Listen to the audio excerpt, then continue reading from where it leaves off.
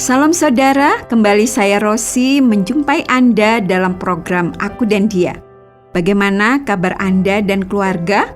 Pastinya banyak masalah dan pergumulan hidup yang harus dilewati, bukan?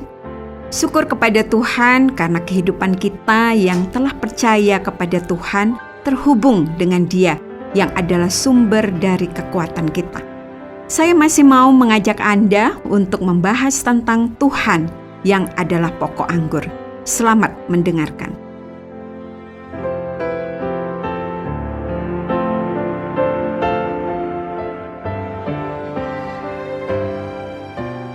Aku ingat ketika suamiku bercerita tentang masa-masa ketika ia kuliah dulu.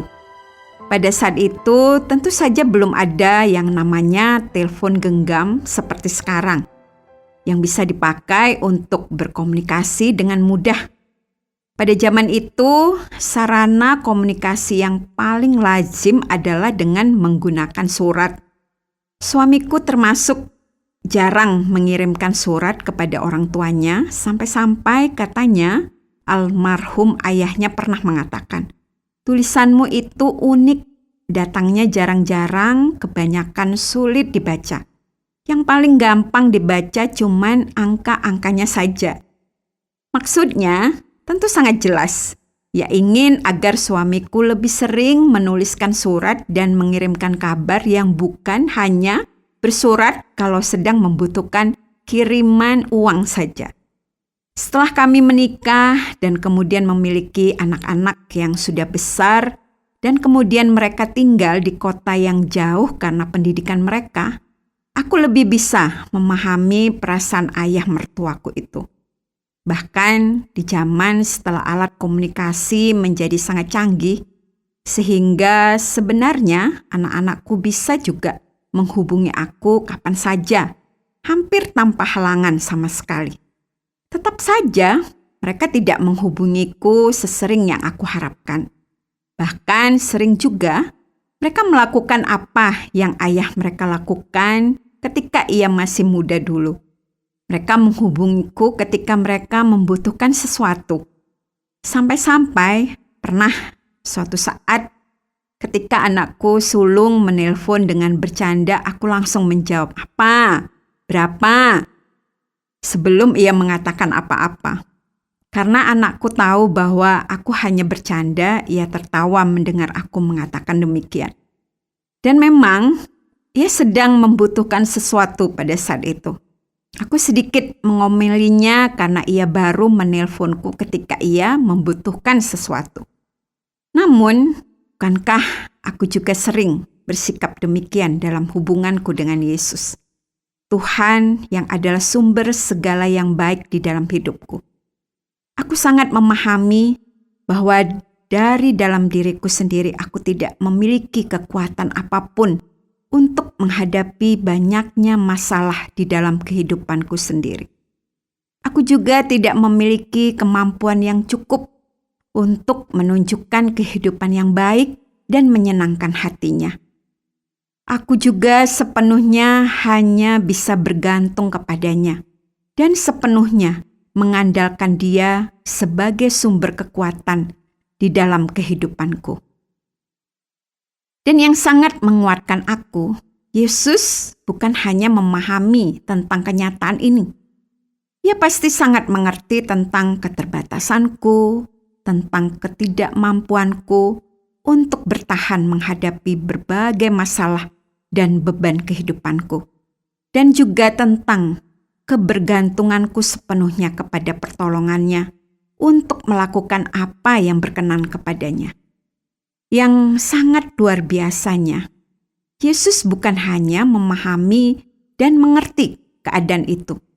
Ia bahkan justru secara langsung memberikan jaminan yang kuat bahwa ia memang siap untuk menjadi sumber kekuatan dan sumber segala kebaikan bagiku. Ia memberikan sebuah cerita untuk menjelaskan tentang hal ini di dalam Yohanes 15 ayat 1 sampai ayatnya yang ke-7. Demikian bunyi firman Tuhan. "Akulah pokok anggur yang benar dan Bapakulah pengusahanya. Setiap ranting padaku yang tidak berbuah dipotongnya, dan setiap ranting yang berbuah dibersihkannya, supaya ia lebih banyak berbuah. Kamu memang sudah bersih karena firman yang telah kukatakan kepadamu. Tinggallah di dalam aku dan aku di dalam kamu. Sama seperti ranting tidak dapat berbuah dari dirinya sendiri kalau ia tidak tinggal pada pokok anggur. Demikian juga kamu tidak berbuah jikalau kamu tidak tinggal di dalam aku. Akulah pokok anggur dan kamulah ranting-rantingnya. Barang siapa tinggal di dalam aku dan aku di dalam dia, ia berbuah banyak, sebab di luar aku kamu tidak dapat berbuat apa-apa. Barang siapa tidak tinggal di dalam aku, ia dibuang keluar seperti ranting dan menjadi kering. Kemudian dikumpulkan orang dan dicampakkan ke dalam api lalu dibakar. Jikalau kamu tinggal di dalam aku dan firmanku tinggal di dalam kamu, mintalah apa saja yang kamu kehendaki dan kamu akan menerimanya. Yesus menggambarkan hubunganku dengannya bagaikan pokok anggur dengan ranting-rantingnya. Secara sempurna, kisah yang diceritakannya ini menggambarkan kebergantunganku sepenuhnya kepadanya sebagai sumber dari segala kebaikan di dalam hidupku. Kebergantungan itu adalah kebergantungan yang mutlak kepadanya. Ranting tidak akan bisa mendapatkan apapun selain dari apa yang disalurkan oleh pokok pohon kepadanya. Aku memang tidak tahu banyak tentang pohon anggur, tetapi aku pikir pada dasarnya semua pohon itu memiliki kesamaan dalam hal ini. Bahkan kalaupun ranting itu setiap hari disiram, diolesi dengan pupuk, ia tidak akan bisa mengambil semuanya itu langsung. Ia baru bisa mendapatkan kegunaan dari air, dari pupuk, setelah pokok pohon menyalurkannya ke ranting-ranting itu. Meskipun ranting itu ditaruh di tempat yang basah dan subur, ia tidak akan bisa bertahan lama untuk tetap hidup jika ia dipisahkan dari pokok anggur itu. Dengan segera ia akan menjadi layu, mengering, dan mati sama sekali. Pernyataan yang diberikan oleh Yesus mengenai dirinya sebagai pokok anggur dan aku sebagai rantingnya, ia juga menjelaskan bahwa ia siap untuk menjamin bahwa aku akan tetap diberi kekuatan menghadapi panas teriknya matahari, diberi ketangguhan menghadapi hembusan angin kehidupan ketika aku terus menempel kepadanya atau di dalam pernyataan yang dikatakannya tinggal di dalam dia. Tetap menempel di pokok anggur tidak berarti aku tidak akan menghadapi masalah. Tinggal di dalam Yesus tidak berarti aku tidak akan lagi merasakan sakit atau sedih. Namun, ketika aku tinggal di dalam Dia, Yesus memberikan janji akan menjadi sumber kekuatan bagiku. Sehingga aku bukan hanya tetap bisa hidup, tetapi aku bahkan bisa berkembang dan menghasilkan buah. Aku sangat menyadari bahwa jika aku memiliki kekuatan yang stabil dan juga bertumbuh dengan baik, maka aku harus terus memastikan bahwa aku sedang berdiam di dalam Dia. Aku harus selalu menyadari bahwa aku senantiasa membutuhkan pertolongan dan kekuatan itu, sehingga aku juga harus terus melekat kepadanya. Aku tidak hanya perlu melekat kepadanya dan mendekat kepadanya ketika aku memerlukan sesuatu saja. Karena jika aku hanya mau datang kepadanya ketika aku memerlukan pertolongannya, maka aku tidak akan bisa memiliki pertumbuhan yang baik di dalam kehidupanku.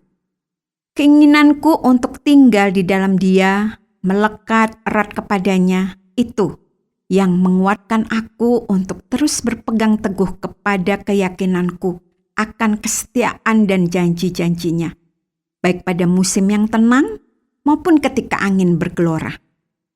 Keinginan itu juga yang sepatutnya mendorong aku untuk tetap memiliki keinginan yang kuat untuk mengetahui apa kehendaknya melalui firman-Nya, dan kerinduan yang kuat untuk berbicara dengannya di dalam pujian dan doaku. Hanya dengan melakukan semuanya itu, maka aku akan bisa tetap melekat kepada sumber kekuatan yang paling utama di dalam hidupku.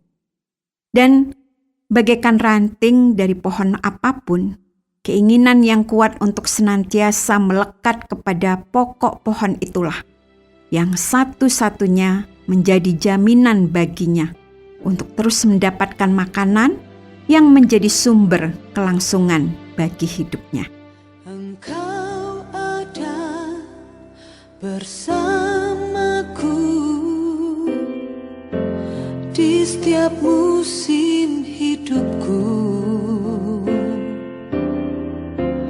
tak pernah kau biarkan ku sendiri.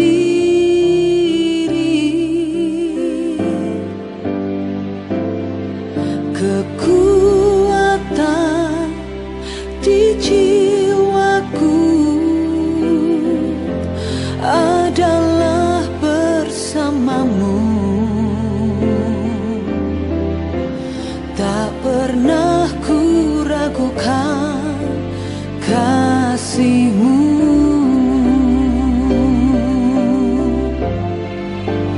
Bersamamu Bapa, ku lewati semua perkenanan-Mu yang teguhkan hatiku. Engkau yang bertindak, memberi pertolongan. Anugerah-Mu besar melimpah bagiku. Terima kasih Anda sudah mengikuti pembahasan kita mengenai pentingnya terus melekat erat kepada Yesus yang menjadi pokok anggur di mana kita adalah ranting-rantingnya. Hanya itu saja yang menguatkan kita terus bertahan di dalam iman dan pengharapan kita kepadanya pada setiap musim di dalam kehidupan kita. Kalau Anda ingin tahu lebih banyak tentang bagaimana terus melekat di dalam Kristus, tetap tinggal di dalam Dia, atau Anda ingin mengetahui lebih banyak tentang pribadi Yesus yang adalah satu-satunya yang menghendaki untuk dekat dengan mereka yang mengasihinya, kami siap untuk menjelaskannya secara lebih lanjut untuk menolong Anda lebih mengenal Dia. Atau kalau Anda ingin kami doakan, silakan Anda menyampaikan setiap bahan doa Anda kepada kami, dan dengan senang hati kami akan mendoakan Anda. Anda dapat menghubungi kami lewat SMS atau WhatsApp ke nomor 081 333 777 386. Sampai jumpa, Tuhan Yesus memberkati. Perkenanan-Mu yang teguhkan hatiku. Engkau yang bertindak, memberi pertolongan. Anugerah-Mu besar melimpah bagiku.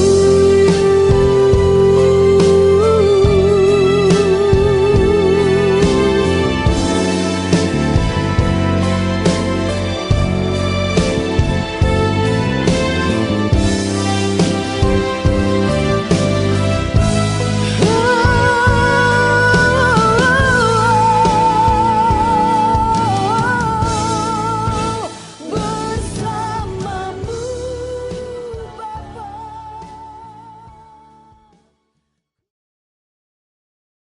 Terima kasih Anda sudah mengikuti program kami. Jika Anda diberkati, jangan lupa like, komen, dan share supaya Anda tidak ketinggalan setiap program terbaru kami. Jangan lupa juga untuk subscribe channelnya dan nyalakan loncengnya. Jika Anda ingin mendukung pelayanan kami, bisa melalui rekening kami berikut ini atau menghubungi kami di sini.